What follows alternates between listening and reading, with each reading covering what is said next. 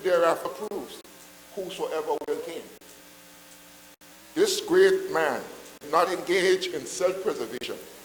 For when this chief architect of our nation carved out our social advancement, he was highlighting the undeniable truth that unity is strength.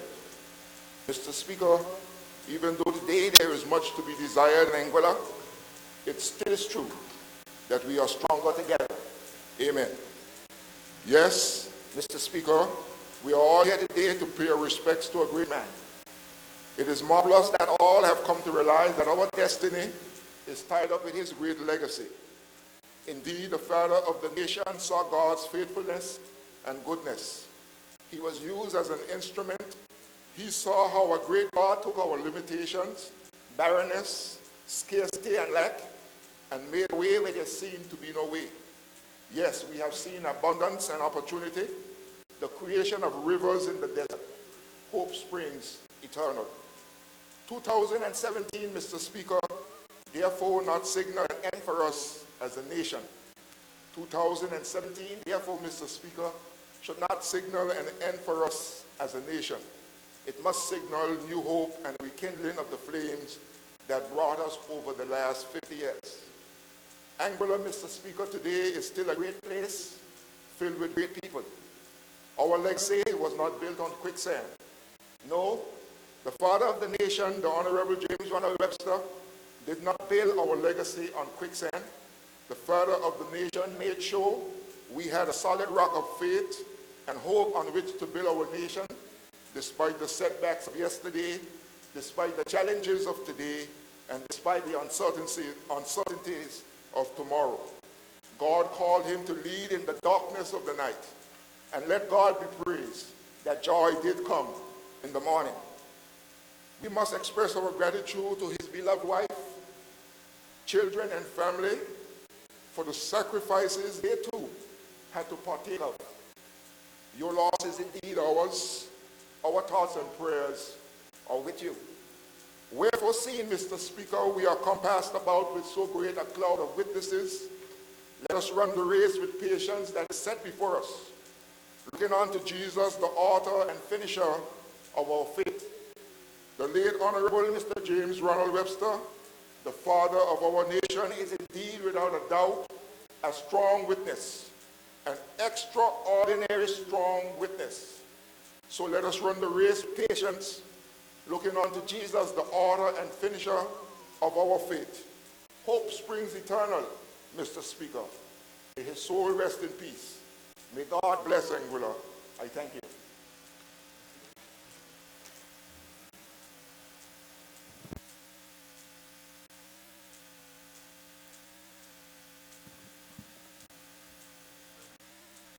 Member for Eastern. Thank you, Mr. Speaker. Mr. Speaker, the Honorable James Ronald Webster was many things to many people. First and foremost, he was a son, a sibling, a husband, a father, a grandfather, a great-grandfather, a family member. To others, Mr. Speaker, Mr. Webster was a hero, a visionary, a leader, a warrior. It can only be, Mr. Speaker, if one can imagine the strength of character, the charisma, the passion that a person such as Mr. Webster and select others had in order to mobilize us mild-mannered Anguillians to action. When one looks at me, Mr. Speaker, it is obvious that I did not fight in the Anguilla Revolution. It is also obvious, I would think, that I am not the child of the revolution. But it is a thing of wonder to sit at the knees of those persons that fought in the revolution, that played a role in the revolution, and to hear of the unity, the togetherness, the spirit of those persons in those days to achieve one common goal.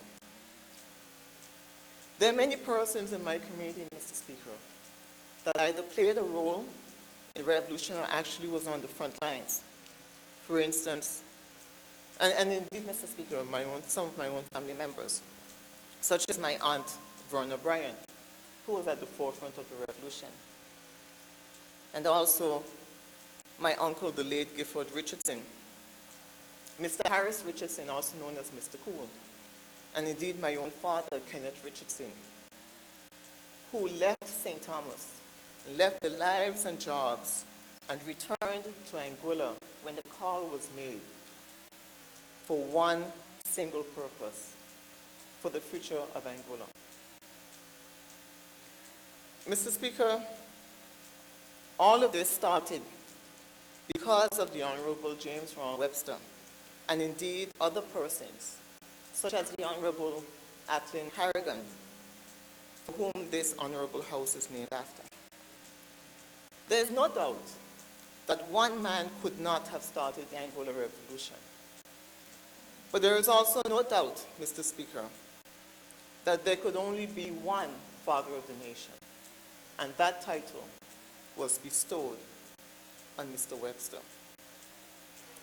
And so we're here today to celebrate the life and legacy of the Honorable James Ronald Webster, a great man, a man who was able to galvanize a people, who was able to give them the will, the burning desire, and the way to forge a brighter future for us all. The charge is now for us as a people to move forward and to complete the task that we set out to accomplish some 50 years ago. And so today, I stand on behalf of the residents of Sandy Hill, indeed the community of East End, and on my own and my family's behalf, to give my sincerest condolences to the family and the loved ones of the Honorable James Ron Webster. No one can truly understand the sacrifices that were made by Mr. Webster and the sacrifices that were made by his family.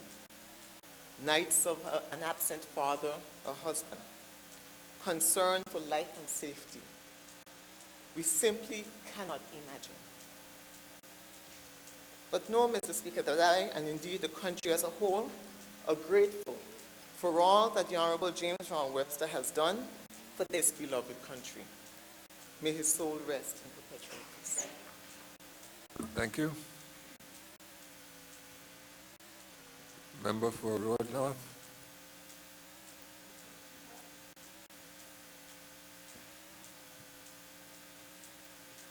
Good to say that as in Adam all die, so in Christ shall all be made alive.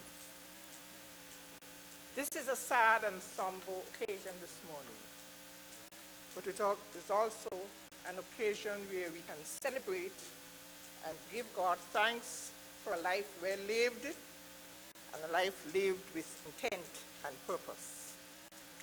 Let me at this juncture offer once again my sincerest condolence to the widow of Mr. Webster and the very first lady of Anguilla, and to all the other children and family members and relatives of Mr. Webster. And I pray that as you mourn, that the good Lord will continue to give you strength, grace, and courage to go through this. Mr. Webster impacted many lives in Anguilla, every woman, boy, girl, in a very, very positive way, and has indeed made a phenomenal contribution to Anguilla's development. And I have no doubt this morning that everyone will agree that this is indeed a fitting tribute to honor Mr. Webster's life and contribution in such a grand and dignified way on his passing. And I must, at this point, commend Mr. Ken Hodge and his team for doing such a wonderful job in making these funeral arrangements. Mr. Webster, undisputedly, as a revolutionary leader, has deservingly earned the name of Father of the Nation, as he, along with other followers, changed the course of Anguilla's history in his determination to chart a better, brighter, and more prosperous future for all Anguillians. He was indeed a leader with passion, zeal, enthusiasm, boldness, but above all, he had a strong faith in God, which was so much needed to see him through during those very turbulent and difficult times. In an excerpt from Mr. Petty's article ahead of Chicks, he noted that Mr. Webster told the crowds that a battle will not be won by force, but by their support under the almighty hand of God. He was indeed a charismatic leader, and through it all, his reference to the scriptures and the singing of his great theme song, Stand Up for Jesus, endeared him to practically all Anguillians because they got the understanding that he was a genuine leader in his struggles for the betterment of the island home, and so unquestionably he had the following of all the people, most of the people in Anguilla. I had the opportunity to work along with Mr. Webster as a young entrant into the public service in those early days, then at the Secretariat, and also in my capacity as one time being the clerk of this honorable house. I know that he was stubborn and deliberate, but all for the right reasons, as he was not prepared to make any compromises when it came to what he thought was good and right for the advancement of Anguilla and all Anguillians. Such was the case with the introduction of the Social Security Scheme. And I know that he met with some roadblocks as it related to that. But against all odds, he proceeded and persevered. And today, it stands as a landmark scheme of social justice in Anguilla as it relates to the employment sector. This government is highly commended for its thoughtfulness in ensuring that there was no stone left unturned in Mr. Webster being accorded what he so rightly deserved. And the mausoleum, so beautifully constructed, stands as a lasting legacy and monument to the great contribution of this great man to Anguilla. Today we thank the late Honorable James Ronald Webster for what he has done to bring us thus far. And I do hope and trust that his family, his wife, and all Anguilla will be comforted by lasting memories of this great man, as his contribution and love for this island is indelibly imprinted on our hearts and minds. May his soul rest in perpetual and eternal peace. Thank you. Thank you. Member for West End. Thank you, Mr. Speaker. Mr. Speaker, I stand to pay tribute to the father of the nation. History will show that almost all countries at some point needed someone to stand up for the land, of their land. On this occasion in Anguilla, the late Honorable James Ronald Webster was that man that stood up for the land of Anguilla. Mr. Speaker, up until 1967, not many islands or countries in the Caribbean, and by extension the world, knew much about Anguilla. But thanks to the father of the nation and his band of merry men, the world knew about Anguilla. In fact, I think on NBC, they almost treated it as a joke about a small nation in the Caribbean of some, probably 8,000 people at the time. But it was serious business here, Mr. Speaker. I did not know the father of the nation on a personal basis, but you don't have to know someone to be inspired by them. And I'm very proud, as a born Anguillian and being born in 1961, I can proudly say a child of the revolution. When the call came out, Mr. Speaker, women and children on the front line, my aunt, Dorothy Connor from West End, in West End, people of West End, I'm happy to say, Mr. Speaker, they say it was the East and the West and some in the middle, but my people in West End, they stood up for their land. And my aunt said to me, son, we've got to go and fight for our land.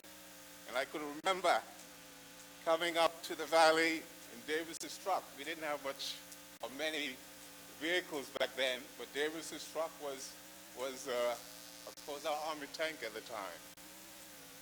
But I'm very proud, Mr. Speaker, to be here today and see the love for the fat of the nation. Because having traveled as well worldwide, I always felt that having someone like him, again, who stood up for the land, made us all feel proud that it doesn't matter how small you might be, or what small tools you might have, you've got to make it work for you. And I'm real proud of what he's done for our land. I'm proud of all those who supported him. I often talk about great leadership. We all need great leadership. And a great leader has followers. And he had followers that were prepared to put their life on the line for him as a leader, but also for the nation. My condolences to the family, the immediate family. And when I say immediate family, of course, Mr. Speaker, as father of the nation, I'm talking about all Anguillians, because he is our father. Over the next day or so, or next couple of days, I'm sure all of Anguillians, those who are here and those abroad, will be proud to say that his life was well worth lived. And his legacy will live on, because we will not allow it to die. And being a former cricketer myself, James Ronald Webster's Park, and the name James Ronald Webster has gone throughout the world. They did know him as a politician, they know him as a leader, and they know what he means to Angola. I thank you, Mr. Speaker. Thank you. Member for Valley North. Thank you very much, Mr. Speaker, and a pleasant good morning to all. Mr. Speaker, let me begin by extending my condolences to his dear wife, his children, the rest of the immediate family, and the extended family, which include all Anguillians. Mr. Speaker, a lot has already been said about the contribution of Mr. Webster to the overall development of this beautiful land of ours. Mr. Webster, like any human being, was not perfect. Mr. Webster could not have achieved what he has achieved all by himself. And we must also thank those who were with him, stood beside him, and fought with him. But today, Mr. Speaker, we are here to pay tribute to Mr. Webster, to celebrate his life, and to recognize in a public forum his contribution to the overall development of Anguilla, politics, legislative assembly, House of Assembly, Executive Council, and the likes. There is no doubt, Mr. Speaker, that leadership comes with its criticisms and comes with its sacrifices. Politics is sacrificial. So I have no doubt that Mr. Webster would have sacrificed a lot to be able to give the type of service and leadership that he did during his time. Mr. Speaker, there is no question with regards to his commitment to the overall development of Anguilla and its people. Mr. Speaker, a number of speakers have said before that he was a visionary. And indeed, he was a visionary. I remember the implementation of Social Security in 1981. I was a young civil servant, really and truly, vehemently opposed to the introduction of the Social Security. Because at that time, I didn't understand what it was all about. And I was not alone in my opposition to the Social Security scheme. A lot of us, some may not want to admit it publicly, but that is a fact. Mr. Speaker, after the 2010 general election, the member for District 1, Arthur Vanderpool, and myself used to visit Mr. Webster.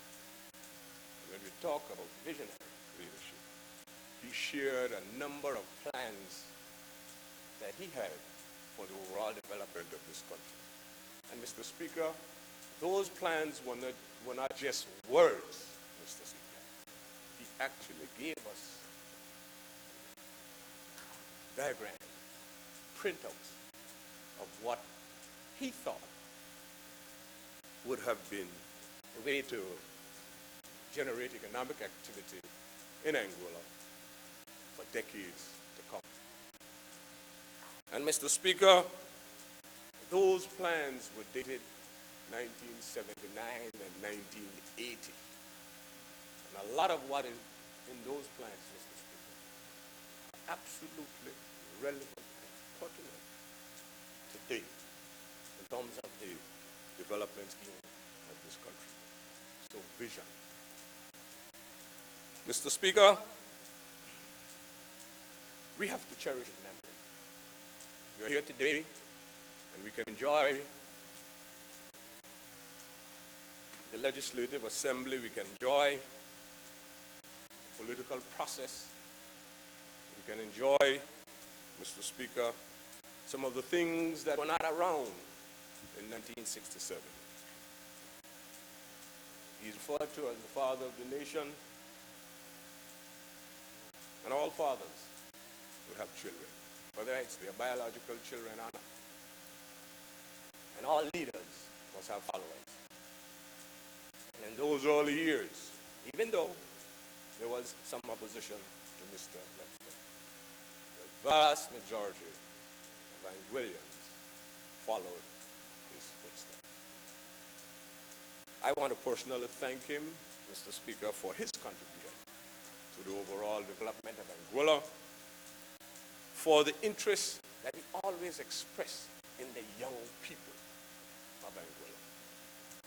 And it is something that as leaders, we too must continue to adopt and try to improve conditions so that our young people would have greater opportunities and indeed would be part of a developing world. Size didn't matter as far as Mr. Webster was concerned. There was nothing that was too good for Anguilla within the scheme of things. I would take this opportunity to thank his wife for the sacrifices that she made to the overall development of Anguilla. It is said behind every successful man is a very strong woman. So thank you and the immediate family and extended family for all the love and care that you gave to him in the time of need, whether it was during the revolution or in the intervening years. Anguilla has been and will continue to be a better place because of the foundation that was laid by Mr. Webster and his followers. May God continue to bless Anguilla and to bless us as a people. I thank you. Thank you. First nominated member. Mr. Speaker, it is indeed a sad moment in the history of Anguilla. I stand with sadness at the passing. Mr. Speaker, before I get into what I want to say, a few words, I would like to say that I find it compelling to reiterate the words of tribute that I made in this house when Mr. Webster passed. Before, the Honorable James Ronald Webster was a man who stood for Anguilla. He carried the banner of hope and anticipation for all Anguillans in our darkest hour. On behalf of my family, I wish to express condolences to his family, his wife, children, and other members. I sincerely pray that God will shower his blessings upon you going forward. The Honorable James Ronald Webster came at a time when our democracy was at stake. He emerged at a moment in our history when our country was threatened by the leadership of a dictator, Mr. Robert Bratcher, head of the St. Kitts Labour Party. It was evident that the ruling party in St. Kitts was determined to isolate and destroy Anguilla. There was absolutely no infrastructure in Anguilla, and the constant migration of our people in search for jobs and a better way of life was the norm. It was the collective determination, however, of our people that these conditions would not continue to exist. We recognize, Mr. Speaker, that Mr. Webster's life was an example of bravery, patriotism, and political servitude. He challenged the status quo, and that changed the entire country in an unthinkable manner. Mr. Speaker, secession from St. Kitts was a tempestuous word at our time when England wanted to create a federation of the smaller Caribbean countries. This was to be the solution, since most of the larger countries in the Caribbean had already gained independence. And so we here in Anguilla would be stuck with a Labour government in St. Kitts, but this estranged relationship was bound to fail. We therefore became the mouse that roared. Mr. Speaker, in the darkest moment of our crisis, a leader of boldness and simplicity came forth with strength and was embraced by the masses. He and many others ignored the possibility of being tried for treason as they forced the government of St. Kitts out of Angola and forged a new path towards liberation, realization, hope, and political fortitude for our people. He was indeed the nucleus for the struggle that was to emerge. 2 years later, the British would invade our country under the declaration that they would never force Angola under an administration that they don't want. These words are still relevant then, today as it was then. But I believe the leader of our revolution and other patriots have placed the responsibility on us as members of government, educators, and as a people. We have the primary obligation of teaching our history with veracity.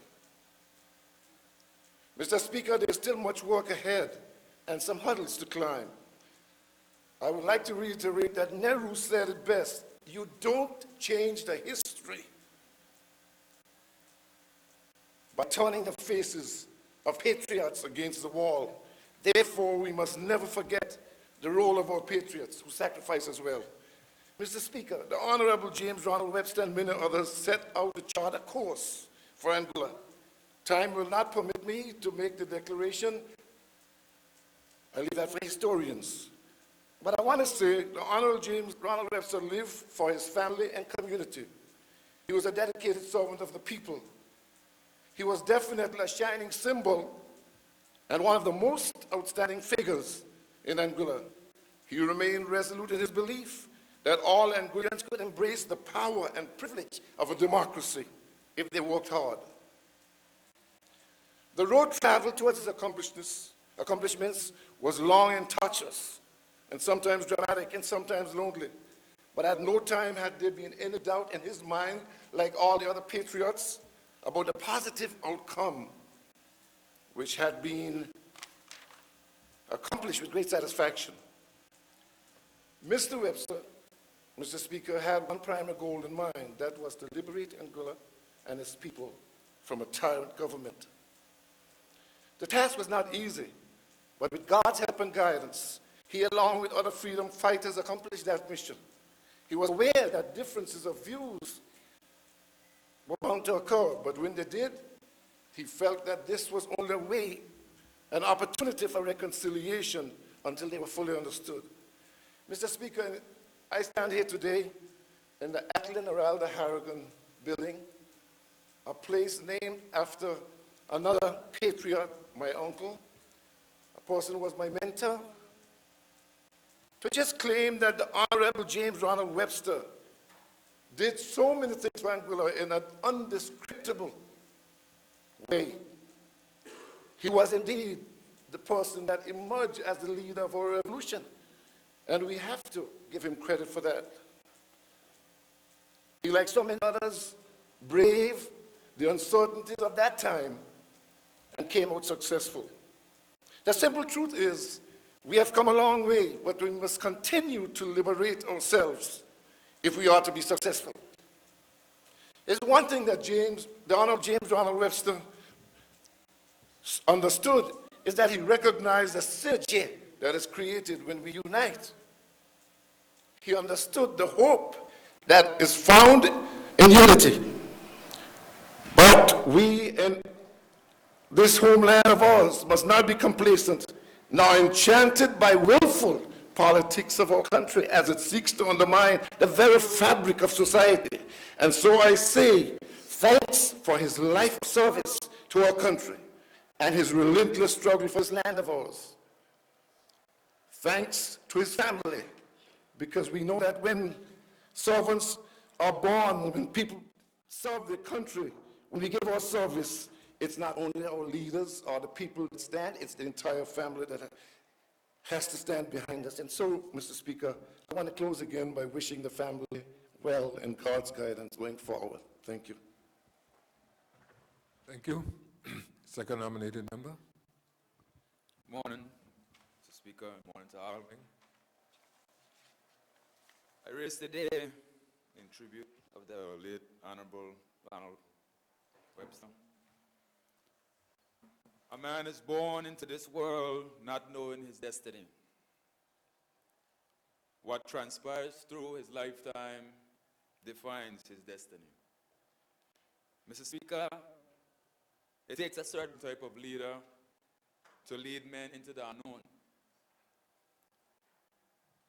It takes a leader that is decisive in moments of peril, a leader that is compassionate in moments of despair, a leader that is strong in moments of weakness, and a leader that inspires many to follow. Mr. Speaker, the late James Ronald Webster filled all those categories with his charismatic and humble leadership. Some leaders use a pen, some use a sword. That's why the combination of Mr. Webster and the late Honorable Naralda Harrigan was the duo that brought Anguilla out of its dusty, dry, and dark days. Days when the people of Anguilla felt that they were left to wither away by an appointed administrative government in St. Kitts. Some citizens at the time of the revolution feared change and patronized with the St. Kitts regime. But Mr. Speaker, the great James Ronald Webster stood his ground.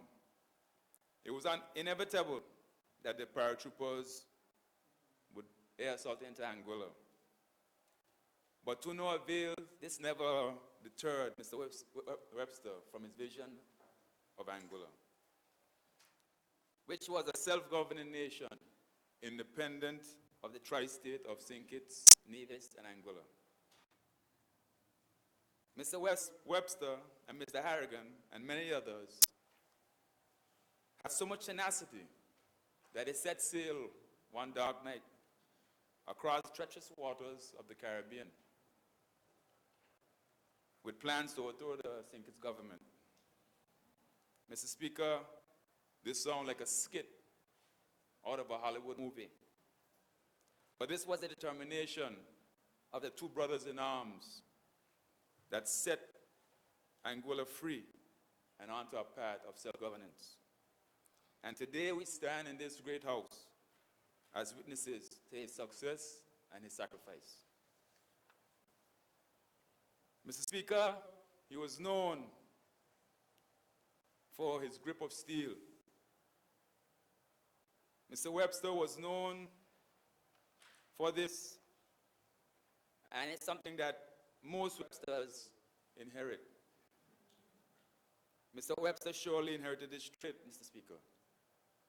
Many people have met me abroad and would always speak about his solid and strong handshakes. His handshake expressed the confidence he always led his country with. Mr. Speaker, leading up to the 1967 revolution, this nation was like a newborn baby, yearning to be held by his or her father, and Mr. Webster filled that void with grace and strength. Mr. Speaker, it is sad that this day has to come for all of us, but in this time of grief, I leave this scripture with the family so they can be comforted that he is in good hands. John 14, 1, 2.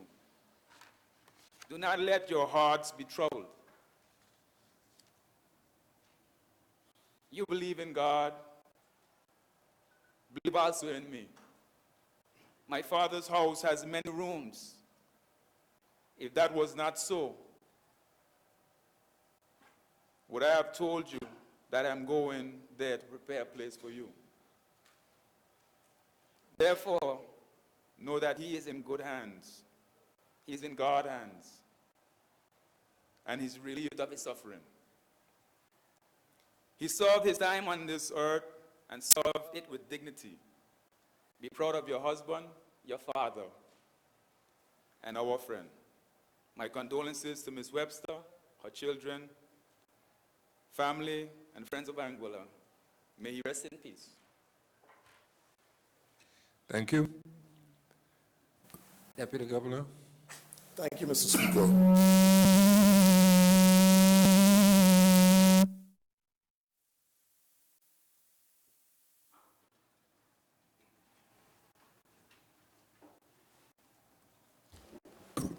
Thank you, Mr. Speaker. Good morning, and our distinguished guest.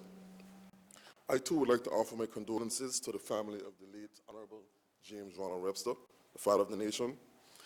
Mr. Speaker, I first learned about Mr. Webster in my primary school social studies class.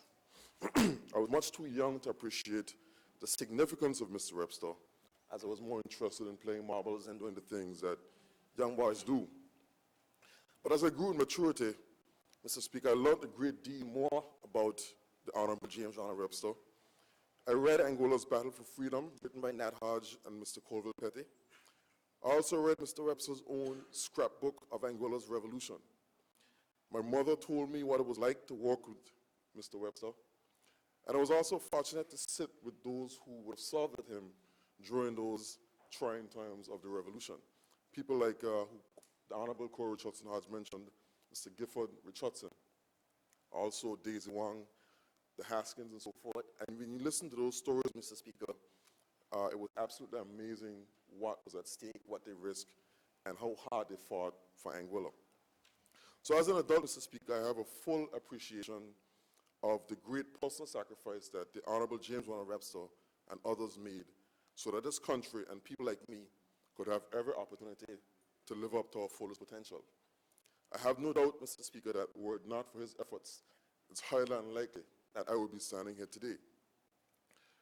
Mr. Speaker, nation building is certainly hard work, and so driven was our fallen hero that he persevered through many obstacles because of his vision for a better Anguilla. A decent education, good health care, good infrastructure are things that we almost take for granted now, Mr. Speaker. We owe a great debt to Mr. Webster for setting us on a path to building a nation proud, strong, and free. Mr. Speaker, one of my favorite stories about the Honorable James Ronald Webster was not about the revolution itself, but about what he did after the revolution. It's my understanding that on the odd occasion, he actually paid civil servants from his own funds.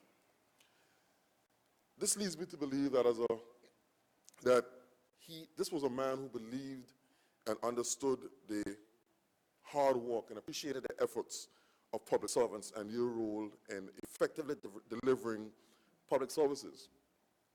I also understand that he was very instrumental in recruiting Mr. Woodley, who helped us to set up the civil service as we know it today. So these two points have a particular significance to me, as I now have the privilege of leading that public service. So we are indeed a grateful nation, Mr. Speaker, and I think this week's events are more than a fitting tribute to the Honorable James Ronald Webster for the work that he did for our country, Anguilla. Again, I offer my condolences to the family. May you find comfort in these difficult times. Thank you, Mr. Speaker. Thank you.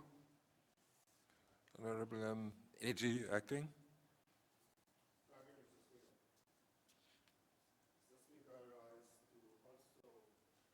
Offer my sincere condolences to the family of the late Honorable James Ronald Webster, and to the people of Anguilla. I must say, by the hand of Providence, I happen to be here at this sad but historical moment in Anguilla's life, and I feel privileged and humbled.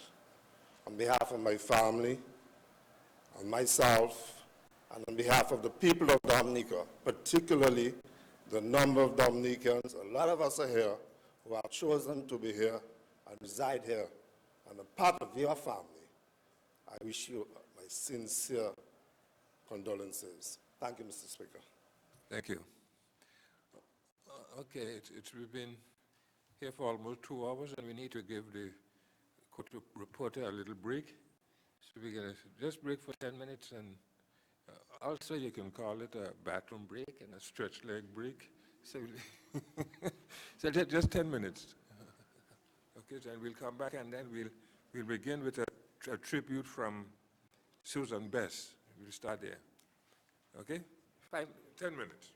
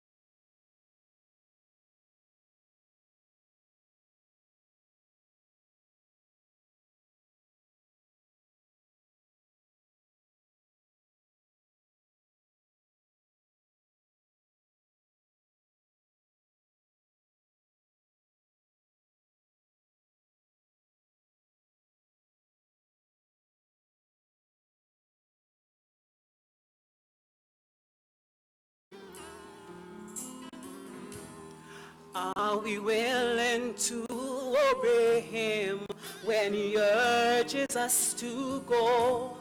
Are we willing to be nothing but servants of the cross?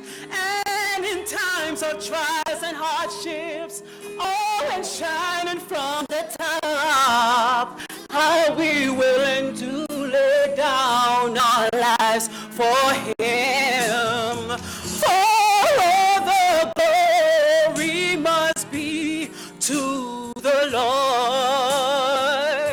Holy, he is worthy of our praise. No one on earth should give glory to himself. For all the glory must be to the Lord. For all the glory must be to the Lord. Holy, he is worthy of our praise. No one on earth should give glory to himself. For all the glory must be, all the glory must be, all the glory must be to the Lord. For all the glory must be, all the glory must be, all the glory must be to the Lord.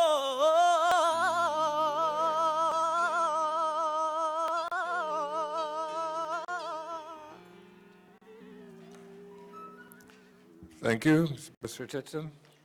Okay, we'll continue with the tributes, and the last tribute on the list I have is Director of Social Security. But I got a request from him a few minutes ago that he has a flight to catch. And he asked me if I could let him speak first so he can go to St. Martin and catch his flight.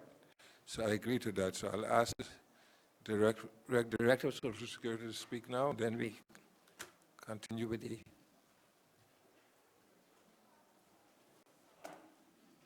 Thank you, Mr. Speaker.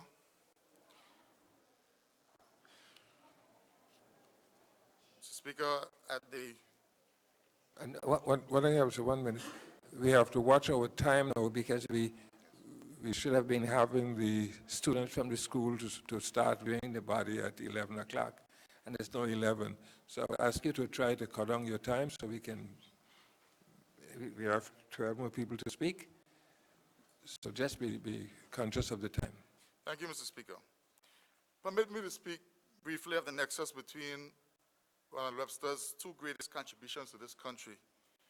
Explain why the Social Security Board has felt it a duty to be so involved in the activities surrounding the state funeral for Honorable Mr. Webster. In ancient Roman religion and myth, Janus is the god of beginnings, gates, transitions, times, doorways, passages, and endings. He is usually depicted as having two faces, since he looks to the future and to the past. It's conventionally thought that the month of January, looking back at the old year and forward to the new, is named for Janus. So it is that we stand here in January 2017, looking back at the first 50 years since the Angola Revolution, and forward to the future, looking back at the life of the father of the nation, Honorable James Ronald Webster, and forward to the life of our country's future without him. This is truly a time of transition, of endings, and yet of beginnings. Ronald Webster was a champion of beginnings. This year, as we say goodbye to him, we also celebrate his greatest beginnings, the Angola Revolution, 50 years ago, and the Social Security system, 35 years ago. We are here today in this place, in the presence of the last mortal remains of Mr. Webster, because of the success of the 1967 Angola Revolution. There wouldn't even be an Angola House of Assembly had it not been for the revolution. We wouldn't be celebrating the 35th anniversary of Social Security if it wasn't for the economic transformation of Angola following that revolution. And we would not have had either without this man lying in state here. So let us look at briefly at the beginning. In the Caribbean, we had a social security system being formed in Barbados in 1967. What happened in Angola in 1967? We had nothing. That was the year that Anguillians decided enough was enough and broke away from St. Kitts Nevis, Angola, claiming centuries of neglect. And decades of protests had fallen on deaf ears. And with the specter of associated statehood and eventual independence looming ahead, Anguillians found strength and unity and carried out the first successful revolution in the English-speaking Caribbean, 30th May 1967. Mr. Speaker, let us not for one moment underplay the significance of the Angola Revolution, not just to Anguillians, but on the world stage. It was one of only 4 successful secessionist movements in the 20th century, and there were many, many other attempts. The revolution was the catalyst required to awaken Angola's potential. It was a springboard of progress, a watershed moment in Angola's history. The bold movement, the Anguillians were solely responsible for their own affairs. There was no longer a distant central government, or for that matter, anybody to blame for Angola's underdevelopment. With great resolve, they set about, in the words of the revolution song, to build a new Angola. The social security system had its beginnings in the vision of Angola's revolutionary leader, and then Chief Minister, Mr. James Ronald Webster, and became part of his government's agenda. On November 3, 1980, Mr. Webster moved that the Assembly pass into law the Social Security Bill, 1980. He said that it was the intention of government, the concern of government, to try to ensure that there was adequate provision for the security of workers and their families against hardship. The motion was seconded by the Honorable Albert Alberto Hughes, who passed away 12 days after Mr. Webster. It is the most interesting and unprecedented coincidence that 2 of Angola's legislators, Mr. Webster and Mr. Hughes, both the mover and seconder of the Social Security legislation, were laid in state in this House within days of each other.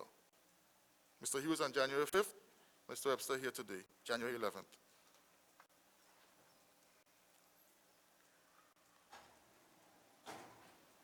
I won't quote from the debate, but the debate is interesting. It will be in the newspaper on that act. But it demonstrated the level of skepticism that Mr. Webster faced from even his own ministerial colleagues. And to show that the legislation bringing to the House of Assembly was a visionary step, one of great courage, and his timing was absolutely perfect. It was a visionary move because Mr. Webster recognized that as backward as Angola was at the time, economic growth would come, and workers and their families would need protection against life's uncertainties that a social security system promised. Sorry, Mr. Chairman, that's my flight, I guess. Mr.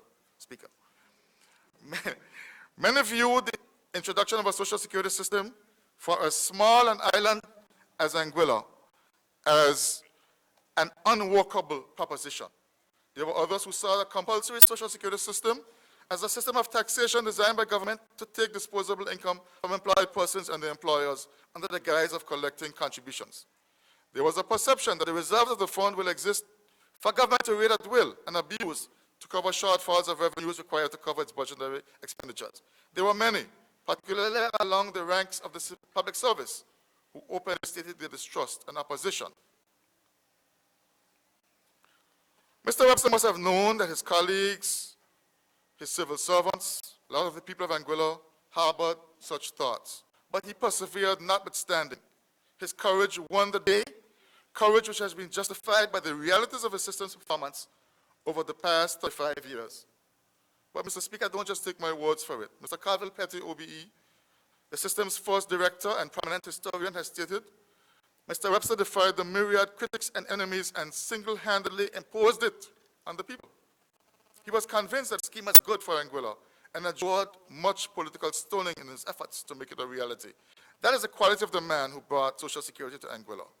It is right to pay homage to Anguilla's Social Security pioneer, to give him the praise and honor he justly deserves for his courage and vision in pioneering Social Security at a time when economic conditions in Anguilla did not provide the environment necessary for a Social Security scheme to work. The promotion and passage of a Social Security law was therefore an act of faith, defined as the substance of things hoped for, the evidence of things not seen. A paraphrase, being sure of what we hope for, certain of things not seen, Hebrews 11:1. The implementation and growth of the Social Security system cannot be attributed solely to the faith demonstrated by the minister. It certainly needed and has subsequently gained the faith, acceptance, and support of the people of Anguilla. There have now been 7 actuarial reviews, each of which has indicated that the system is financially strong and in fact continues to exceed expectations. It has come a long way since its inception. It has built up a solid foundation. The Minister for Social Security, Mr. Banks, has stated that he has no doubt that Social Security is the single most important institution for the economic security of our people. Mr. Carville-Petty calls it a developmental showpiece, continuing to impact heavily on the general well-being of the Anguillan people. It has become a linchpin in the sustainable development of the Anguillan economy and bedrock of future security and happiness of our people. Mr. Foy, the first chairman here today, said that the Social Security is recognized throughout Anguilla as playing by far the most critical and important role by providing an effective short-term as well as long-term safety net for the working people of Anguilla. Every system, every development, Mr. Speaker, starts with a vision, a dream. And so it's appropriate that we recognize that vision, revolutionary leader, whose vision is the reality that we now celebrate. The dream of life with dignity when one is unable to work because of the uncertainties one may face, such as sickness or disability in one's senior years, or when the breadwinner in the family dies, is one that is common to mankind. But all across the world, there are many for whom it remains just a dream. In Anguilla, we are fortunate that we have built on those dreams to create a strong, sustainable social security system, which has in it $350 million in reserves to deliver on the promise of economic security, social justice, and dignity. And it is working. In 2016, Mr. Chairman, Mr. Speaker, over 1,000 persons were on the rolls receiving fortnightly pensions, age, disability survivors, and old age non-contributory pensions, totaling over $11 million, plus short-term benefits, another $5 or $6 million, Social Security Development Fund. I therefore express appreciation to all who have helped in any way in the creation of Anguilla's strong and sustainable social security system, which has been put on this, which have been part of this success story in whatever capacity, and many of them are here today, Mr. Chairman. I wish to thank the government of Anguilla, to this House of Assembly for agreeing to my proposal to create a National Heroes Park, to designate it as the final resting place for Mr. Webster. Permit me, Mr. Chairman, to say that I wrote to the government. Well, before that, I spoke to Mr. Webster, Cleachas, and him, and asked him what arrangements were put in place for his burial. He said he had a plot in the Sand Hill Cemetery. I felt that while it was fitting that he, as a man of the people, take his final resting place among the people, it would not be optimal in light of his status as father of a nation and his unmatched contribution to this island, to his people. I therefore discussed with him and his family my idea for the designation of a national site for his final resting place. I proposed the site where it is today. I'm thankful and grateful that it has been accepted, that he will lie on the rock overlooking Ronald Webster's Park, where his words galvanized his people to action.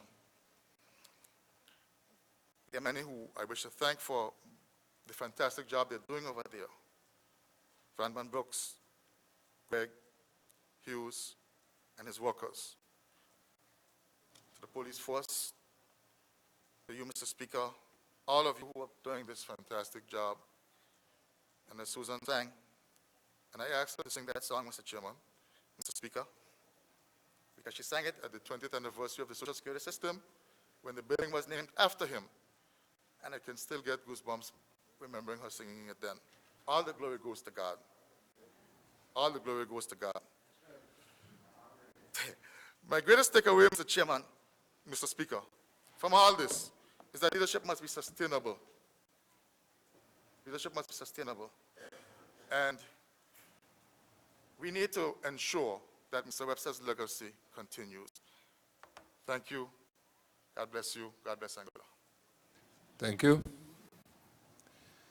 Okay, I want to thank all the former members of the House for accepting my invitation to come here today and take part. So we'll begin with, and just be conscious of the time. I know, Mr. You speak for 4 days in here once, but your time is very limited today, okay? All right, so we will begin with Ms. Barbara Webster Bone, the immediate past Speaker of the House.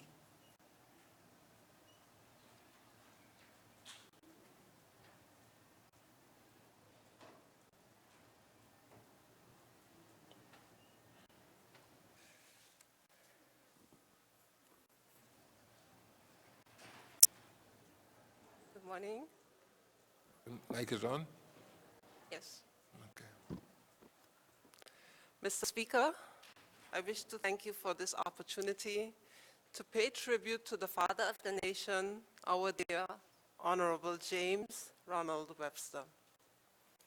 Mr. Webster, in his wisdom, brought recognition to Anguilla through his hard work and fight for separation and demand for greater autonomy to ensure that his people would not succumb to slavery. He envisaged a self-sustained development for Anguilla's welfare. And many, including the world press, recognizing Mr. Webster's determination for Anguilla's welfare, referred to it as the mouse that roared, bringing attention to our needs and prominence to his case that Anguilla needed to be independent. As I understand it, Mr. Webster did everything in his power to sustain Anguilla and keep the wheels of government turning by paying the Anguilla civil service out of his own pocket as he tried to move Anguilla along on a path where Anguillians could be absolutely proud to be the pioneers of their own destiny.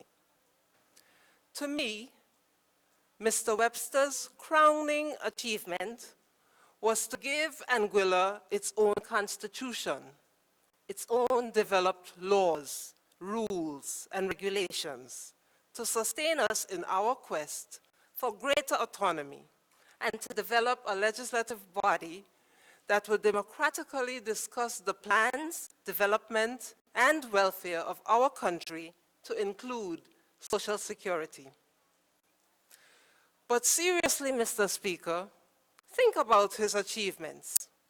Each and every successive administration has a direct correlation to Mr. Ronald Webster's accomplishments, and therefore, I believe that we all owe him a debt of gratitude and responsibility for what he intended for our country.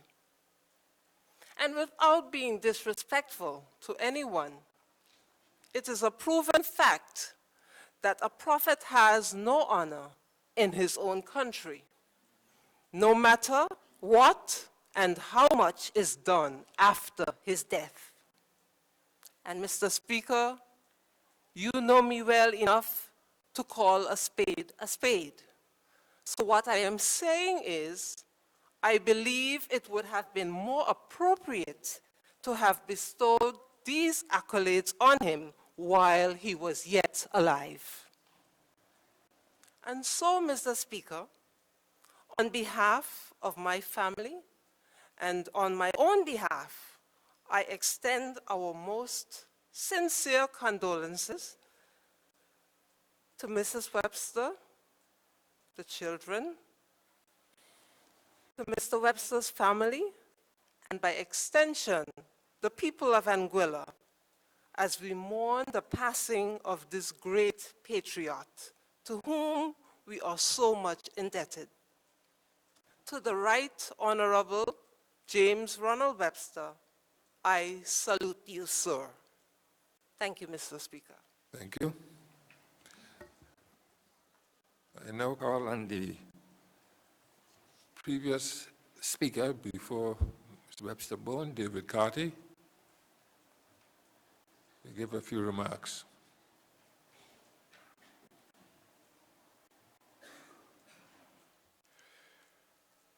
Mr. Speaker, you have given me 3 minutes. I'll try to obey. Yeah, time is very limited right now. Mr. Speaker, I can only echo the sentiments of condolences already expressed by members of this House, past and present, to Mrs. Webster and all the family of our late leader. I pray the promise of God's mercies will strengthen them during this difficult time. Mr. Speaker, there is an opportunity to draw meaning and continued purpose from the passing of any leader, especially one of national significance. In our case, particularly within the framework of our Christian culture, it is natural to look to the tenets of our faith to search for that meaning. In this case, it is perhaps appropriate to view our fallen leaders passing through the prism of the enduring scriptural challenge to remain steadfast in faith, hope, and love. For Mr. Webster's family, and for all those who loved him in a personal way, it is they who must lean primarily on the bulwarks of their faith, founded on the belief that as he was guided in life, so will he be sheltered in death. Their faith in a just reward must be their strength, as it must be for all who believe. But it is for us, for all of us, the living, we who call ourselves Anguillians, whether by birth, heritage, or adoption, to draw a wider significance from his life.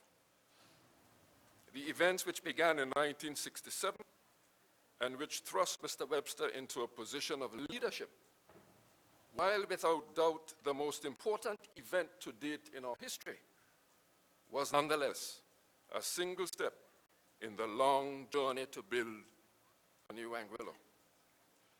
That journey continues on the paths we tread today, as it will into an unknown future. So it is for us today to choose to view our history and that climactic event with which Mr. Webster was so centrally identified, either through a prism which serves to reflect division and hopelessness, or to one which reflects faith, hope, and love. If Mr. Webster and those leaders of 1967 already fallen, who put their hands to that plow of revolution, resolute in their faith, their hope, and love for this place, we can do no less. But whereas they were united in dealing with an enemy without, we should be mindful in dealing with an enemy within. For the true legacy of that event is a spirit of self-control and self-determination, and we must take care that that spirit remains alive. I submit, Mr. Speaker, in this hour of reflection, that as we say our final farewell to a leader of national significance who did his duty, that we, the sons and daughters of revolution, the grandsons and granddaughters of revolution, do our duty as well. Remain steadfast in the hope that all Anguilla, that we hold firm to the faith of our heritage as firmly as Mr. Webster's handshake, that we hold firm to our heritage, that we remain steadfast in the hope for all that Anguilla can and should be, and buttress that faith and that hope with an unquenchable fire of love for this island home, which gives new meaning to the anthem and the prayer. God bless Anguilla. May his soul rest in peace. Thank you. We now have the Honorable Hubert Hughes, the immediate past Chief Minister, to give a few words. And I say a few words. Thank you, Mr. Webster, and welcome to all This today. is not Mr. Webster. Thank you, Mr. Sorry. And all who are here today, especially our second Chief Minister, Sir Emil Gams. One of the achievements that distinguished the late Honorable James Ronald Webster was his phenomenal success in uniting a people who historically were characteristically individualistic. This individualism can be traced to two historical factors.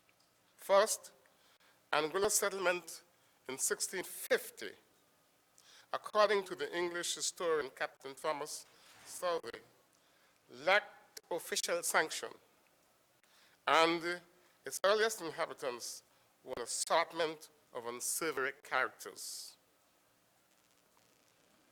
16 years later, Anguilla's inhabitants were described as living without law and order, and up to 1708, it was described as having neither governor, magistrate, nor law. Only sometime in the 1730s is mention made of a deputy governor in Anguilla. This early colonial experience bred a sense of each man for himself, which took early root in the Anguillan consciousness. The second factor is that, unlike in St. Kitts and the other British West Indian territories, owing to its poor soil and the low rainfall, Anguilla was abandoned very early as a slave plantation economy. As a consequence, a cause around which to unite Anguillans in a labor movement to free themselves from the injustices of plantation slavery did not exist on this island. Of undeniable historical importance is the fact that a notable constitutional advance to ultimate nationhood was achieved only by the struggle for freedom waged by the singular united labor movement in all the independent British Caribbean territories. As we approach the 50th anniversary of the Anguilla Revolution, let us be mindful of Mr. Webster's goal, shared by his fellow heroes and heroines of social and economic development, which he unambiguously and consistently asserted could not be accomplished unless the ideal of self-determination was maintained, culminating in eventual independence. I should dare say that if we, as a distinct people called Anguillans, sincerely and truthfully wish to continue to confer on Mr. Webster the honor of the title, Father of the Nation, and not let those words fall glibly on our tongues, we must, without further delay, pursue the path to nationhood by embarking on the arduous task of rekindling the unity among us which facilitated the Anguilla Revolution. The revolution was only a means to an end. Mr. Webster, in his final term in office, went on preaching and preparing for the infrastructure. And I urge the present government and governments to come that they must commit themselves to developing the infrastructure only by which we can develop the economy of this island. airport, seaport, and the rest of it. Mr. Speaker, considering Mr. Webster's contribution to his people and his island, allotting only 1 day and 3 minutes to each speaker to pay tribute to him is a gross insult to the memory of this great man and the man who made this house possible. Mr. Speaker, I hope that we'll be able to rectify this situation on a later occasion. Thank you. Thank you. May I say before I leave, I wish that Mrs. Webster and the rest of Mr. Webster's families, his children, his stepchildren, who have been so caring for him and active in his passing, as Patsy has arranged a special session for us to give tribute in the Anglican Church in East End. I wish you that you will have pleasant days ahead. Thank you. Thank you. I call upon Mr. Honorable Edison Beard to make his contribution.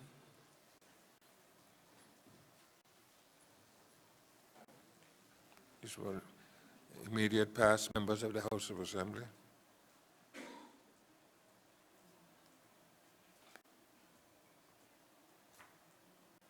Today we are here to pay homage to Mr. James Ronald Webster, widely known as Ronald. He was a man of steel, vision, and perseverance. He played a central role in Anguilla's struggle to free itself from the state of St. Kitts Nevis and Anguilla.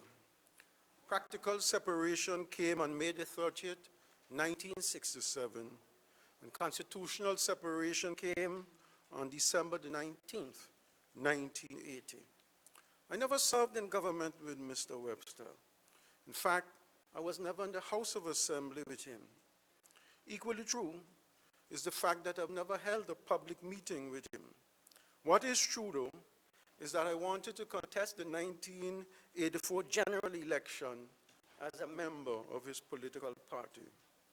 Unfortunately, I was unable to do so because I had not yet completed my studies in political science in Canada. At the time of the 1967 revolution, I was a student at the then Bastia Senior School in St. Kitts. Living in St. Kitts, having just immigrated from Anguilla, put me in a unique position to understand the forces that demanded and justified Mr. Webster's decision to take the bull by the horns and aim for complete separation at all costs. The first thing that struck me was the naked unevenness between St. Kitts and Anguilla. St. Kitts had island-wide electricity. Anguilla did not have any form of electricity. St. Kitts had excellent drinking water. What passed for water in Anguilla constantly challenged one's digestive system. The leader of our revolution was a man of vision. He introduced the social security system in the face of much opposition and ridicule. He did not flinch.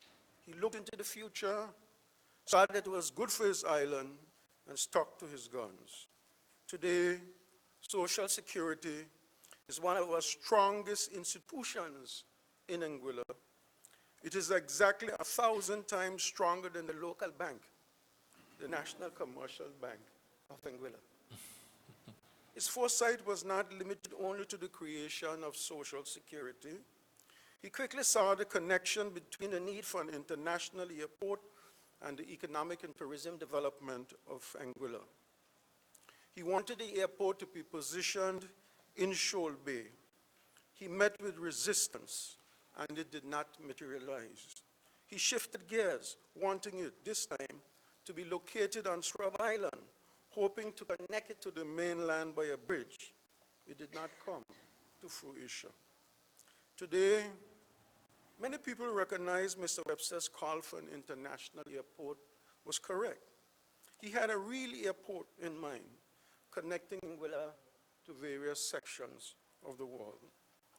We are all saddened by his passing. Even though he's dead, he continues to exert influence in our island. Politically speaking, he created two politicians, namely the Honorable Osborne Fleming and the Honorable Victor Banks. Mr. Fleming was a former chief minister, and Mr. Banks is now our chief minister. By the process of osmosis, these two leaders obtained many of Mr. Webster's ideas and dreams. So our revolutionary leader is gone. We publicly thank him for what he has done for us. Anguilla was moved from the position of a dust bowl to a modern, vibrant island. Mr. Speaker, I'd like to extend my condolences to his wife and his immediate family, and to his wider family, the Anguillan people at home and abroad. And history will note that in this very house, from that position over there, I introduced a motion in this house to honor Mr. Webster by declaring a public holiday in his name. It did not come to fruition. But history will also record that in a subsequent government, I was part of the decision. Thank you. And I'll call on Honorable Aslin Vanterpool, and another immediate past member of the House. Thank you, Mr. Speaker. Mr. Speaker, I too stand here with mixed feelings as we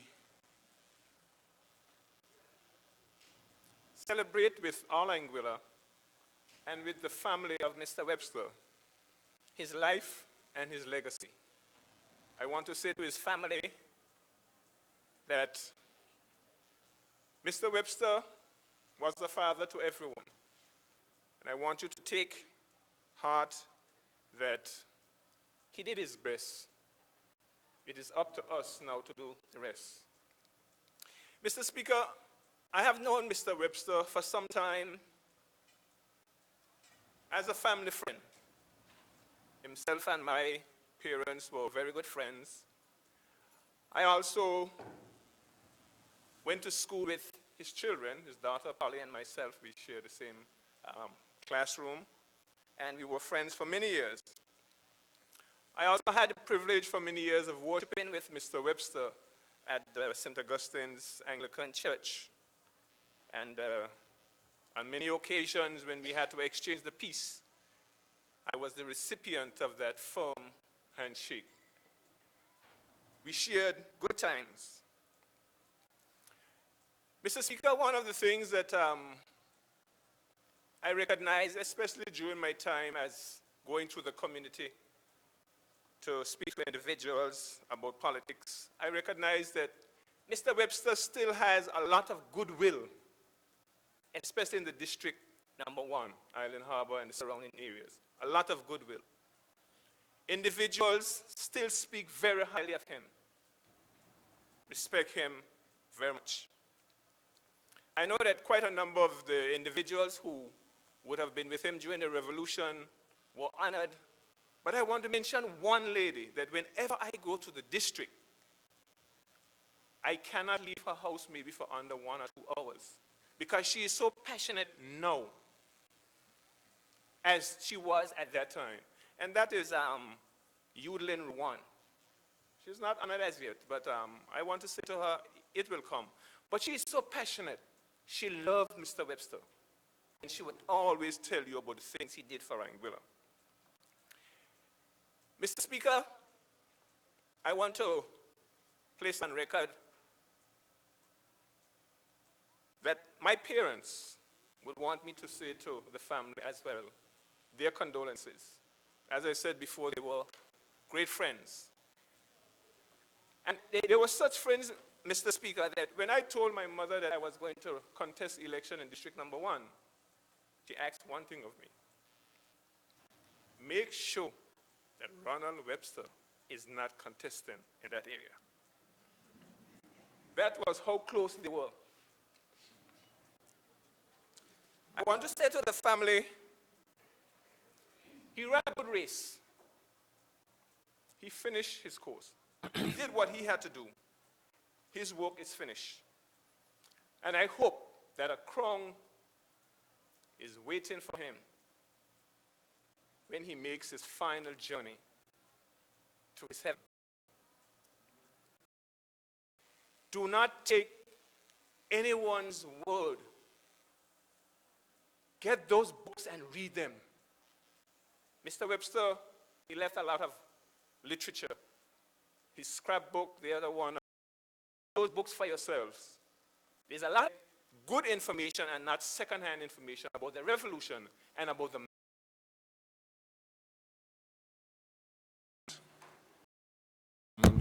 to view the body, so just be conscious of the time.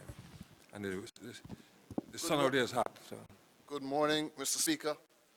And I wish to adopt the protocol already established and just simply to add greetings to our friends from St. Martin who are present in the gallery. Mr. Speaker, I wish, first of all, to thank you for affording me the opportunity to bid farewell to the Father of the Nation in this special sitting of the Assembly this morning. I've had the opportunity on the 19th of December to pay tribute at the St. Augustine's Anglican Church, and I deem this an honor to be here this morning.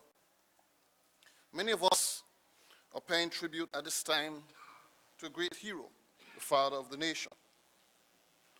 As his body lies cold here in his casket, he has left behind a legacy which many of us may never be able to come close in matching. He gave selflessly, Mr. Speaker. He believed in caring, or rather in creating an Anguilla, not for the elite and the selfish or selected few, but instead he started out his political journey to build an Anguilla for all. Many praises have been showered or expressed over the past few weeks after his passing about the life of this great soldier, the Father of the Nation. So in keeping with the time allotted and being a true scout, I wish to extend condolences to his family, and in particular, his beloved wife, Cleo, her family, on this great loss. Part of my political nurturing, Mr. Speaker, came about as a result of the late Father of the Nation, Mr. Webster. The hours spent in conversation will always live on in my memory. He has done his work here on earth, and I pray God that he would indeed reap the reward on the other end. May his work and life remain etched in the hearts and minds of all our people. May we all strive to carry forth his vision for the creation of Anguilla, where we can all stand proud, strong, and free. In closing, Mr. Speaker, I salute the work of nation building, the selfless determination which was demonstrated by the late Mr. Webster. And I do this, Mr. Speaker, on behalf of the residents of District Number 2 and Anguilla at large. God bless Mr. Webster, and may God continue to bless Anguilla. I thank you. Thank you. I call upon Mr. Hayden Hughes, the nominated member and the immediate past parliamentary secretary. Thank you very much, Mr. Speaker. I must first wish to extend condolences again to the family of the Honorable Father of the Nation, Mr. James Ronald Webster. I have many friends in that family and have been able to be introduced recently to more members of the family. It is indeed a somber and sad moment. I am honored to stand before you on this solemn occasion to address this Parliament and indeed the people of Anguilla. I'm especially humbled by the occasion as we draw near to laying to rest the legend, the Father of the Nation, the Right Honorable James Ronald Webster. I am especially moved by the last conversation that Mr. Webster and I had. he admonished me to continue to press for self-determination. He reminded me that a free and independent Republic of Anguilla was the intended result of the Anguilla Revolution almost 50 years ago. He asked of me, the people of Anguilla deliver Anguillians to the promised land. Like Moses, he led a revolution and came to the edge of the promised land, but did not enter. And we must do all we can to ensure that the referendum for independence from Britain that was held on February 6, 1969, that resulted in a vote of 1,739 in favor of Anguilla's independence from England to 4 in favor of remaining constitutionally tied to England, is upheld. We are reminded that the only outstanding issue back then was a matter of timing. So how did we go from there to here? We are reminded by the father of the nation that we must forge ahead with our right to self-determine people and nation. We must chart the path and set a date mindful of ensuring that we have a constitution and policy that reflects the goals and aspirations of the people, in particular our youth, who feel marginalized and have been left out of the process of building this nation that Mr. Webster envisioned. I am moved by his words and believe without a shadow of a doubt that an independent Anguilla will be a successful Anguilla if we, the people of Anguilla, are given a real opportunity to develop this beloved rock of ours. I must note, the past failures we have endured is due in part to a system of government that has been set up by our colonial power that places the power in the hands of Her Majesty's government. And it is time that we place the responsibility and authority in the hands of the people of this country. So I ask, who among us are willing to take up the mantle and deliver on the promise and vision of our hero, the Honorable James Ronald Webster, the land of an independent Anguilla? As Mr. Webster said, and I quote, "When I took up this struggle in Anguilla some years ago, I got involved deeply seeking a better way for Anguillians," end of quote. But many today are not living up to that promise because the independence to which we sought back then was derailed. We must get back on track. We owe it to Mr. Webster. Our words today in tribute to him must be followed by concrete actions. This is the time, like the days of old, at Joshua's, take over from Moses and deliver on the promise of an independent Anguilla, where we are free to develop this country for the benefit of all Anguillians. This promise unfulfilled cannot be done with the selfish political diatribe that confuse and divide our people. This is a system that was created for us in the 1970s by Her Majesty's government. It has worked great for them, but has it worked for us? Have it worked for you? So my question remains, who among us are willing to take up the vision of Mr. Webster and truly honor him and deliver on his promise, the promised land, the land of an independent Anguilla? In closing, I would again remind us of what Mr. Webster said as we look towards the promise of an independent Anguilla. And I quote, "I know some in this crowd have their fears and doubts, but this is because they lack faith. Fears and doubts only overshadow a man when he lacks confidence," end of quote. As a child leave his father's house, so too must a country grow up. I have followed the utterings of our youth, and I know that they are ready. All we need is the confidence that Mr. Webster instilled in us in 1967. We can only truly honor the legacy of the father of the nation by delivering on the promise to build a new Anguilla. That promise can only be as a free and independent nation. Only then we can say without a shadow of a doubt that the Honorable James Ronald Webster is indeed the father of a nation, the independent Republic of Anguilla. May his legacy live within us and manifest itself through our actions as we forge ahead to deliver on that promise. Only then do I truly believe he will rest in peace. Thank you. Thank you. I call upon Keisha Carty to give her remarks, former nominated member of the House. If it pleases you, Mr. Speaker, I'm grateful and indeed humbled to have been afforded the opportunity to pay tributes to the father of our nation today. Like so many Anguillians, I was not privileged to witness the administration of the Honorable James Ronald Webster. I believe I must have been 5 years old when he retired from active politics in 1984. However, I was privileged to live in a household and have parents who taught me about the vast contributions of the Honorable Mr. Webster. I heard stories not only of his bravery, but his charisma, his strength, his resolve to stand firm on his principles and to rally and fight for the Anguilla people and the way of life that every Anguillian could prosper, make decisions for themselves, and lead.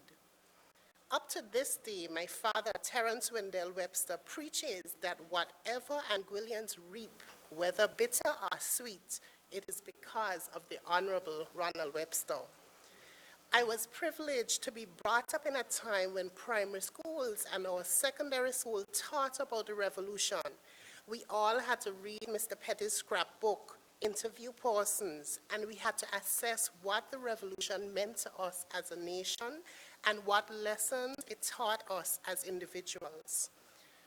I remember making a presentation in what was then the Valley Primary School, in which I portrayed Mr. Webster as a fierce leader who was brave beyond comparison and who was accredited with the label Father of the Nation, not because he solely did anything, but because he was a leader and a team player.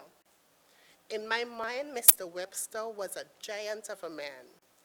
So imagine my surprise when I finally met the man who I had learned so much about and observed his slender frame and the most innocent face you could ever imagine. Meeting him was indeed a wonderful experience because it taught me that leadership and bravery are best wrapped in a package of humility and confidence. That is the message I pray that we leave with this generation and generations to come.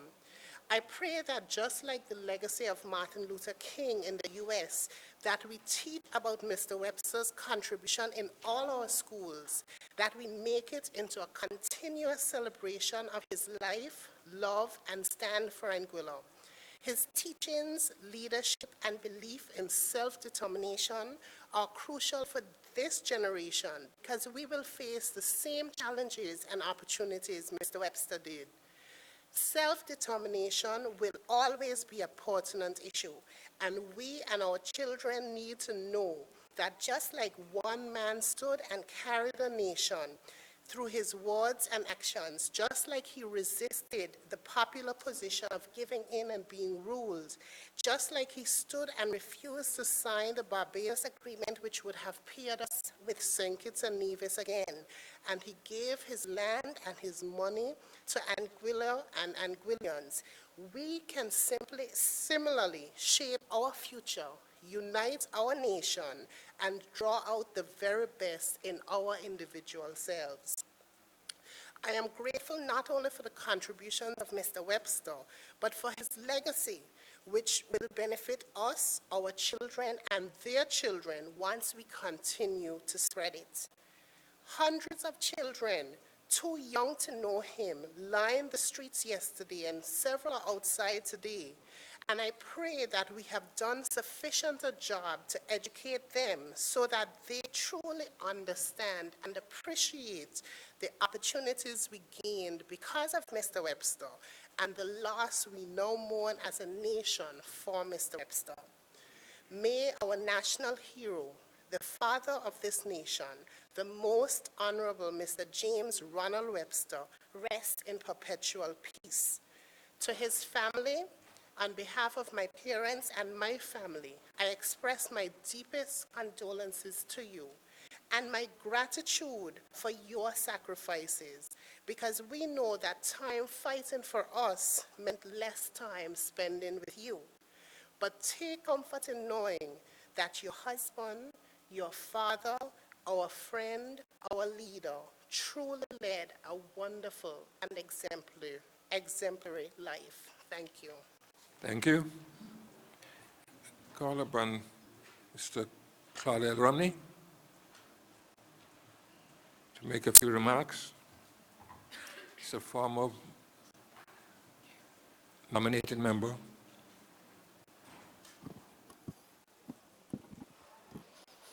Oh, thank you, Mr. Speaker, for this opportunity. I too express condolences from myself and my family to the widow, Mrs. Webster, the family and the immediate family of our esteemed and beloved leader, the Honorable James Ronald Webster. At this difficult time, my prayers are with you. Even a strong leader can flounder without an effective strategy, and the most powerful strategy can fail without the right leader. A great leader and a great strategy always translate to great success. The Anguilla Revolution is indeed that great success. The great Honorable James Ronald Webster mastered and integrated both skills, and so was able to navigate the challenges that confronted him. Challenges, yes, he had. Challenges posed by the St. Kitts government, challenges posed by the United Kingdom government, and challenges posed by major organizations, including the UN. The whole world was watching. Indeed, he was walking a tightrope, swam upstream when the tide was against him. But as we know, he was a man of profound conviction, someone in whom we will always be proud. He has defined and charted its course. He has defined Anguilla and charted its course for several generations to come. A true leader with a mission, a true leader with a vision, a dreamer, an implementer. I recall as a three-term deputy speaker and second nominated member of the House, on an ongoing basis, we always made reference to Mr. Webster, his work, and the foundation that he had laid. It was not by luck that brought him through. He was a man of deep spiritual persuasion and had to be prayerful to pull this off. A Moses that led his people to the promised land, a Martin Luther King Jr., and Nelson Mandela, who laid down their lives for a rejected class of people. Perhaps also a Fidel Castro, when he decided to wave a gun to get his message across, but never used it. An organizer and leader of a bloodless coup, an unusual event unheard of worldwide. Mention was made of his firm handshake. I recall as a youngster in my university days when we had an assignment to describe the attributes of a world leader. When the US students had exhausted their write-ups on Abe Lincoln, and the British students were repetitive with Winston Churchill, this proud foreign student graced the class with the history of our James Ronald Webster, which indeed stunned the class. I recall the professor asking, "Is this fact or fiction?"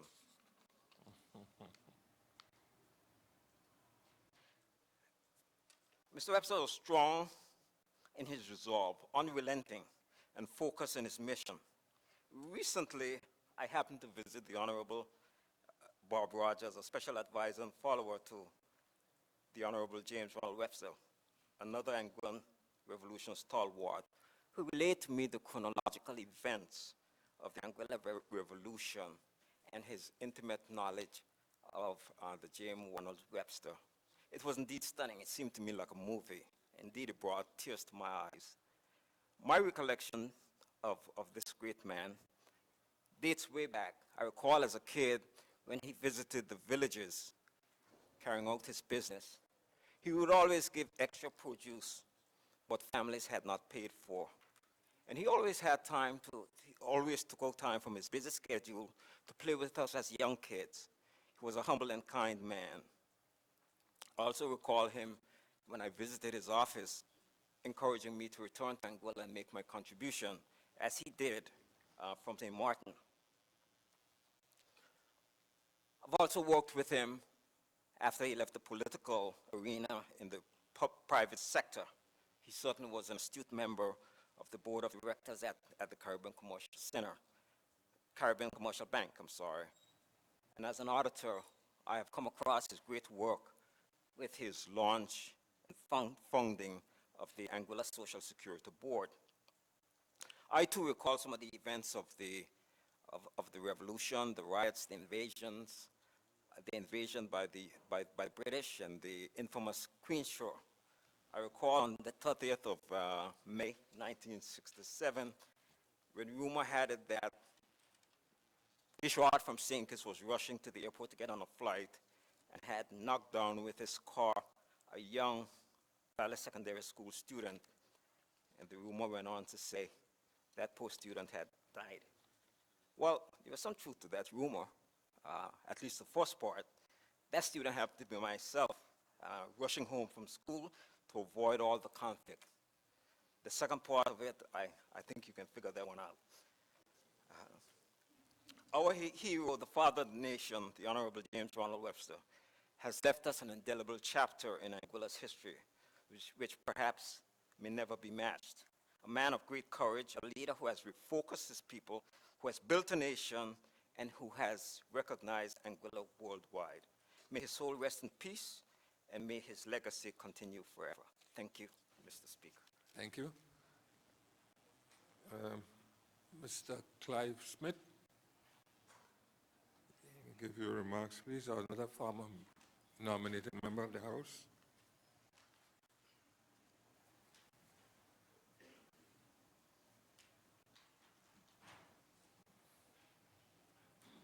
Thank you very much, Mr. Speaker.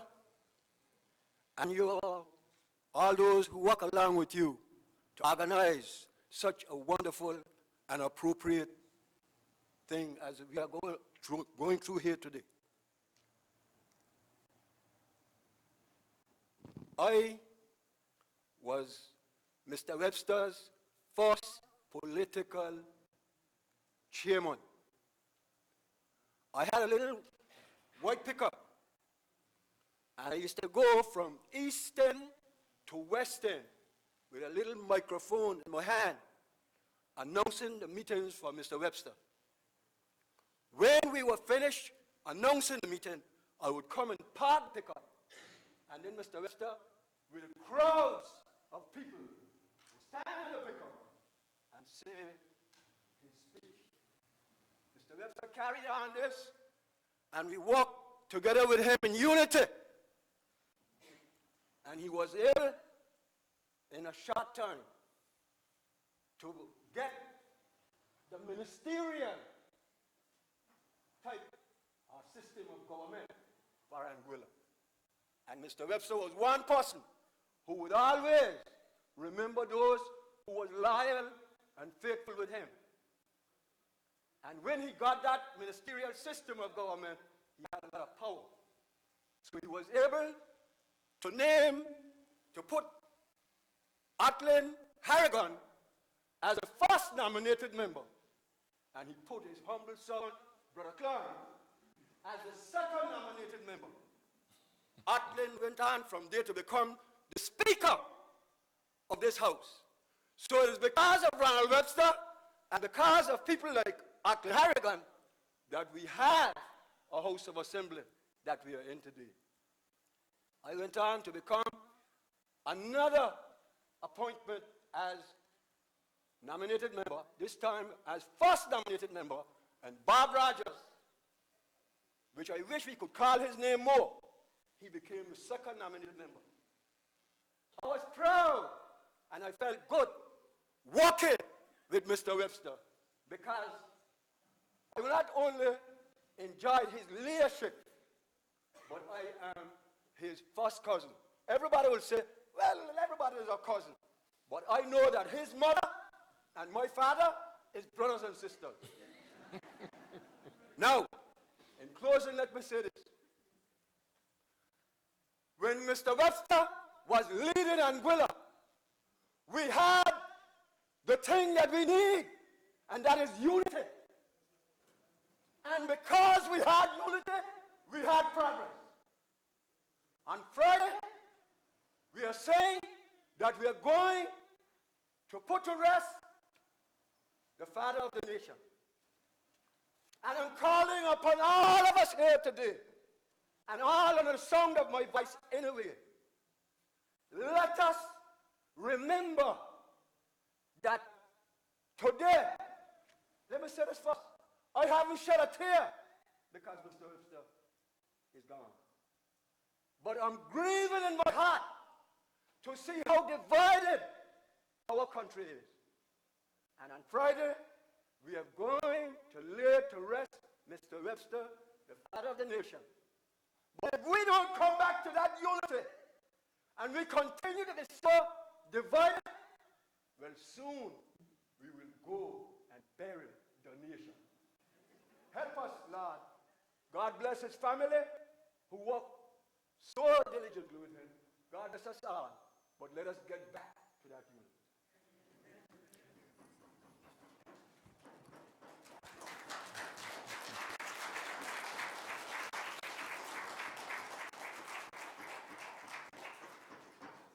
Thank you. We have one more previous member here, but he will not be speaking. He's ailing a bit, so I would like the second Chief Minister of Anguilla, if possible, can you just let him stand for Mr. Sir Emil Gums? Is it possible?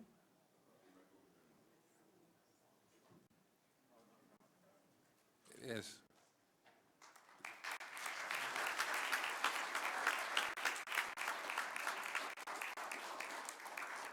Yes, thank you. Thank you, Sir Emil. We have one other item, and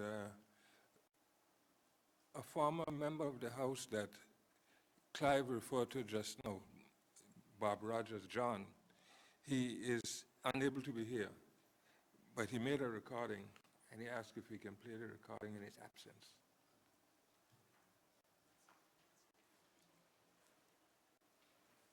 My name is Bob Rogers. I would like to pay tribute to the father of the nation, the Honorable James Ronald Webster, a man who I have worked with in the early stages of the revolution. I am now the only founder member of the revolution alive. I went to St. Martin with James Ronald Webster. I went to St. Kitts with James Ronald Webster. I went to St. Thomas. I went to St. Croix. I went to Barbados. I was shoulder to shoulder with the father of the nation on the 30th of May, 1967. The late Otland Harrigan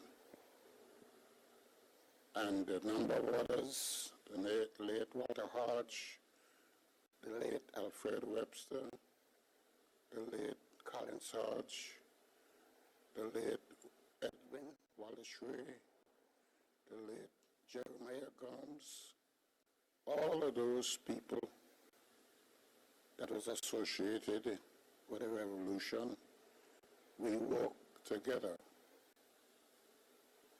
So the people of Angola, under the leadership of the late James Ronald Webster, the father of the nation, should understand the struggle and the contribution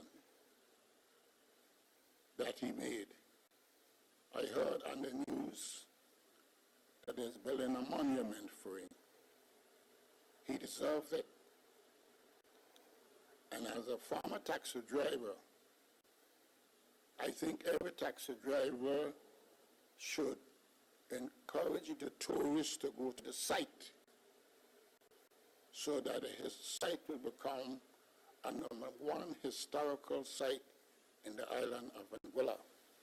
It can make a great contribution to tourism and the economic situation.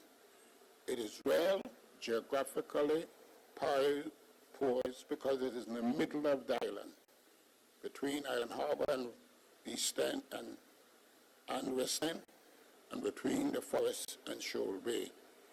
So my little advice to the people of Anguilla that the father of the nation, like all of us, including myself, will soon leave this earth. But he have made Anguilla a much better place than when he was born the 2nd of March, 1926. And when I have gone, will I leave Anguilla a much better place to the people of Anguilla. That is my 2 cents contribution in tribute to the late, great father of the nation, James Ronald Webster. Thank you.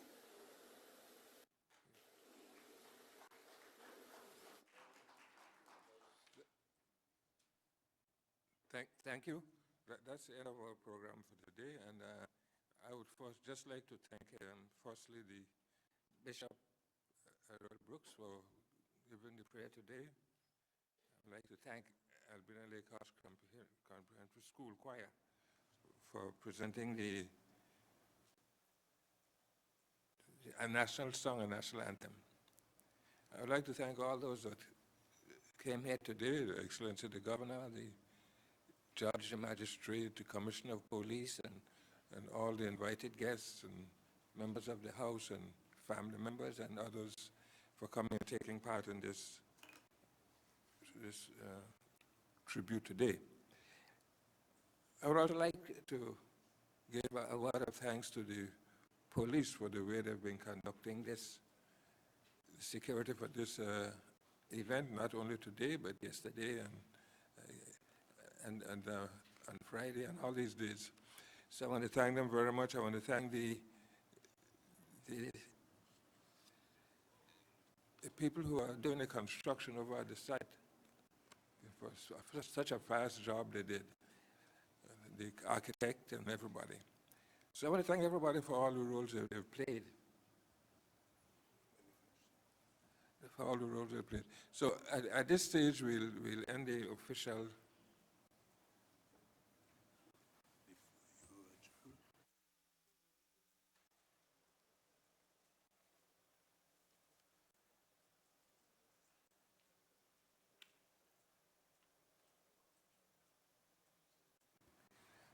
Okay, so I want to thank you all. I'll ask Ken if he can come up to give a few instructions on what would happen next.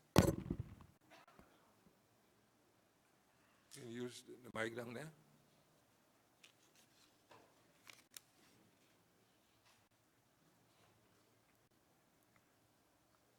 Thank you very much, Mr. Speaker. Following the session of the House at this time, the casket will be opened and put in position, and the sentries will come in to stand at honor guard. And following that, members of the House will have an opportunity to view. We'll start with the current members and then the former members, following which the school children will have about an hour to view. Lead with the Excellency the Governor first. Yes, Excellency the Governor, yes, will be among those coming first. And then after that, the children, we will have the members of the public until 6 o'clock this afternoon. So at this time. And I would like to also, go ahead. You're also reminded that once the casket is open, there should be no flash photography or videography in the chambers. And not only flash, but no photography at all. No photography at all, no videography at all. Yes. Yes. So I think we can ask the undertaker to come and prepare. Okay, thank you. Yes, we can ask the undertaker to come and move the body down. Yeah, I'm going to Adjournment? Okay. Speaker, I beg to move that this House stands adjourned. Sign it there. It has been moved and seconded by the member for Road South. Yes, Mr. Speaker, I beg to second. Yes. It has been moved and seconded. This House will now be adjourned. Sign there. Those in favor? Those against? The ayes have it. This House now stands adjourned.